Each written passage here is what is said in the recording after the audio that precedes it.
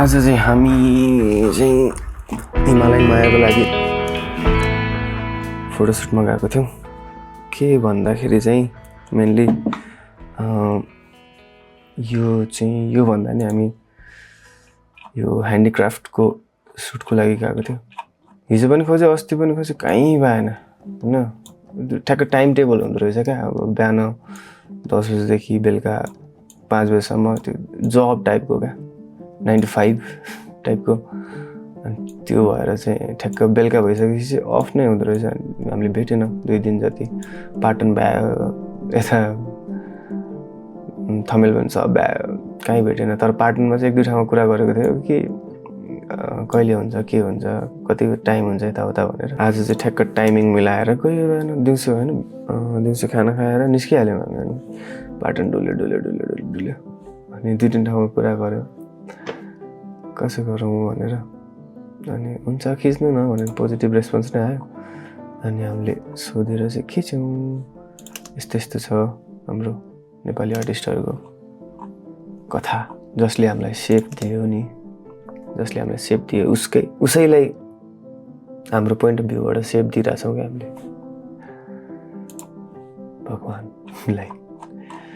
अनि अझै दामी कुरा चाहिँ के भन्दाखेरि त्यो पाटन एक्सप्लोर गर्दाखेरि नै अब मस्त यस्तो पनि भेटेँ, यस्तो मुस्कान। यहाँ कति धेरै कथा छन्, कति धेरै लुकेका कुराहरू छन्। अनि मेनली यो चाहिँ उहाँ बुवाले बनाउँदै गर्नुभएको चाहिँ यो चाहिँ मूर्ति हो होइन, गणेशको। अनि यो चाहिँ भेज गणेश रे होइन, राइटतिर फर्केको भेज गणेश होइन। अनि यो चाहिँ माटोको होइन क्या, फेरि यो चाहिँ काठको धुलोले बनेको।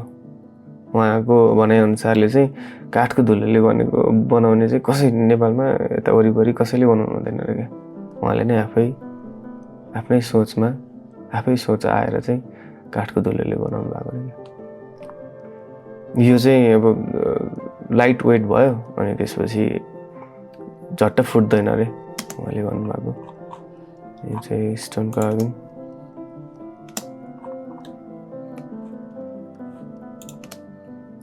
यतिको मेहनत लाग्छ। अनि हामी यसै एक्सप्लोर गर्दै जाँदाखेरि चाहिँ मञ्जुश्री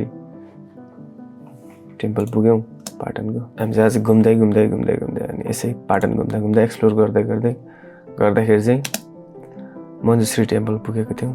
अनि यहाँ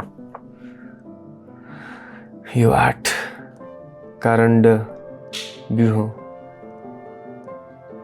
लोकेश्वर रे।